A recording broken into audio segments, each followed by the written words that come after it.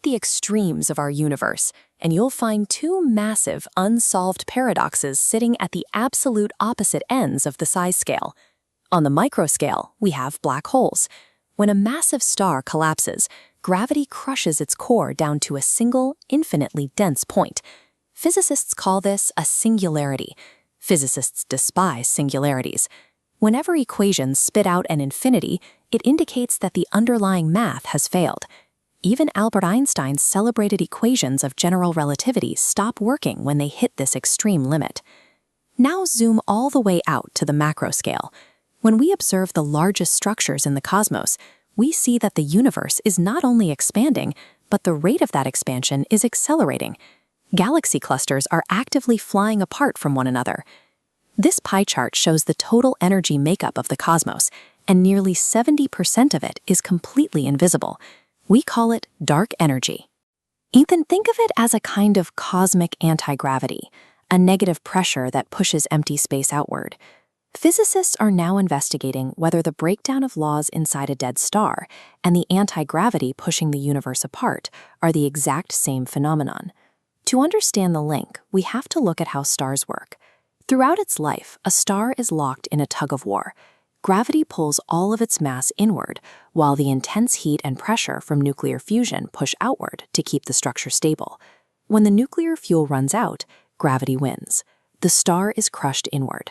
For typical stars, this collapse is eventually halted by quantum forces, like the resistance of electrons or neutrons refusing to be squeezed any closer together.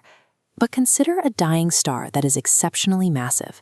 The inward crush is so severe that normal matter fails completely. Even the immense resistance of neutron pressure is overwhelmed, and the core continues to fall in on itself. This brings us to a mathematical framework derived in the 1930s by physicists including J. Robert Oppenheimer. It's called the TOV equation, and it calculates exactly how pressure changes as you move from a star's core out to its surface. This graph models the interior of that collapsing star. Notice how the pressure line doesn't spike up to infinity as the star compresses. Instead, the TOV equation allows a loophole where the core reaches a state of extreme negative pressure. Instead of an inward crush, this negative pressure exerts an outward push. The math shows that a collapsing star doesn't have to end in an infinitely dense point. It can stabilize into a core completely devoid of normal matter. Physicists called this theoretical object a gravastar, short for gravitational vacuum star. It forms when the negative pressure at the center perfectly equals the star's positive energy density. Inside a gravastar, there is zero gravity and no singularity. It's an empty vacuum counterbalancing a dense outer shell. This shell sits slightly outside the Schwarzschild radius, avoiding a true event horizon. Without that barrier, entering light can actually bounce back into space. This creates a major headache for astrophysicists. From the outside, a gravastar has the exact same mass and exerts the exact same gravitational pull as a black hole of equivalent size. With standard telescopes, they look perfectly identical. That means the millions of black holes humanity has cataloged across the sky might not be black holes at all. They could be giant pockets of vacuum energy, flawlessly camouflaged.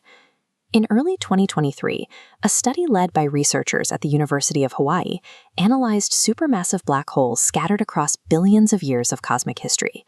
This chart visualizes two lines rising in perfect synchronization. One represents the measured mass of supermassive black holes, and the other the expansion of the universe. The researchers proposed that these objects are cosmologically coupled to the growth of space itself.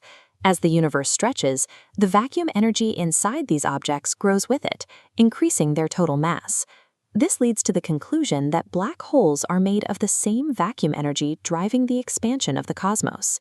In this model, every black hole in the universe is actually a gravastar. The only way to prove this is by catching them in the act of colliding. When two incredibly dense objects merge, they send gravitational waves rippling through space. Because gravastars lack an event horizon, their collision would produce a slightly different ripple signature than a true black hole merger. Massive observatories like LIGO are actively scanning the cosmos for these specific anomalous wave signatures. It takes engineering on this physical scale to finally separate the imposters from the real singularities. If the gravitational wave data confirms this theory, dark energy is revealed as an active engine generated inside the graves of dead stars. hiding in plain sight at the center of every galaxy in the universe.